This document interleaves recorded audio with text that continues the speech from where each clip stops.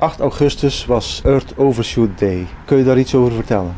Earth Overshoot Day. Het lijkt wel of we tegenwoordig overal speciale dagen voor hebben, maar het bestaat al wat langer. Earth Overshoot Day is de dag waarop ze berekend hebben dat eigenlijk onze voorraadkast leeg zou zijn. Als we alles gaan bekijken wat de wereld ons te bieden heeft, aan de vis die er per jaar beschikbaar is voor de mens, het hout, het voedsel. En we zouden dat in de voorraadkast stoppen en we zouden er 1 januari aan beginnen. Dan is 8 augustus onze voorraadkast leeg. Hebben we nu honger? Nee. Want de wereld heeft nog heel veel. Maar we gaan eigenlijk in een ecologische schuld leven.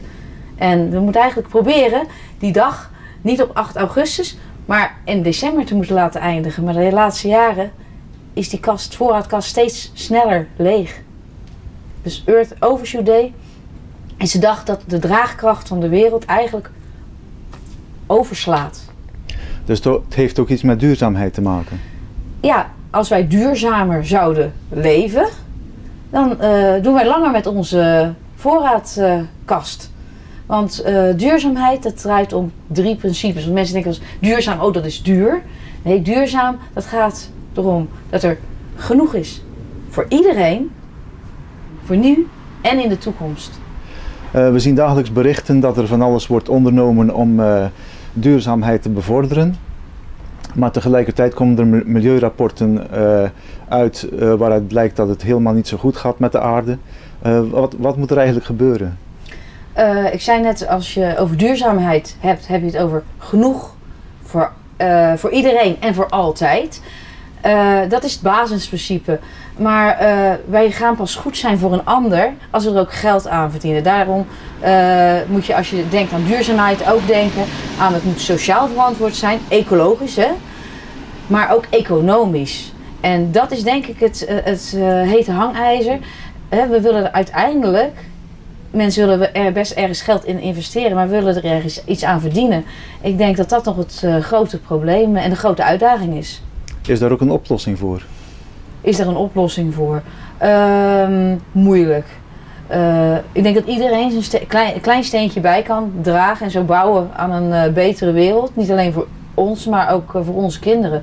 En dat is een langzaam proces. Het vervelende is dat het zo langzaam gaat aan de ene kant en dat we aan de andere kant nog steeds te veel verbruiken. Bewustwording. Je geeft biologieles op een school in Zelzaten. En hoe praat je daar met de leerlingen over?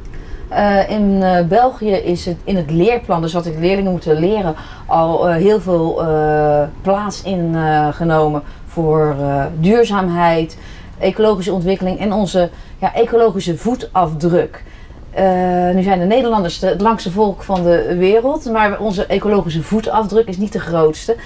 Onze ecologische voetafdruk wil zeggen hoeveel verbruiken we. En ik laat dat dan bijvoorbeeld de leerlingen uitrekenen van hoeveel verbruik jij eigenlijk of jullie gezin.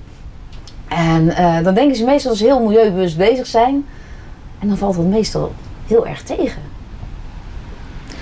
Is de ecologische voetafdruk eigenlijk het uitgangspunt bij je les? Nee, er is natuurlijk een hele aanloop die we bekijken over de biodiversiteit. Hoeveel dieren, planten en alle andere organismen zijn er op de wereld. En we zien dat die afnemen. En hoe meer we verbruiken, hoe erger de biodiversiteit daalt. En dan gaan we zeggen, hoe komt dat eigenlijk? Verbruiken we nou echt zoveel? En uiteindelijk gaan we kijken van, wat gaat er mis? En wat kunnen we eraan doen? Zouden we ook iets aan de economie kunnen veranderen? Of de manier waarop we over economie denken? Dat is een hele moeilijke. Dat ligt niet op het terrein van de biologie. Dat ligt inderdaad niet op het terrein van de biologie. Maar wat ik al zei, als we kijken naar de pijlers van duurzaamheid, heeft hij ook 3 pijlers. Hè? Sociaal verantwoord, ecologisch verantwoord en die economisch. Hè? We zijn nou eenmaal mensen die eerst aan onszelf denken en dan pas aan een ander. En ik denk dat het een heel moeilijk proces is. Daarvoor zijn de grote heren en dames die daarover vergaderen en hopelijk milieuafspraken kunnen maken. En ons eraan houden. Ja, en het gaat niet alleen over andere mensen, maar ook aan volgende generaties. Wij leven nu en willen we het langer uithouden allerlei andere organismen op de wereld, dan zullen wij er zelf wat aan moeten doen. Oké, bedankt voor de uitleg. Oké.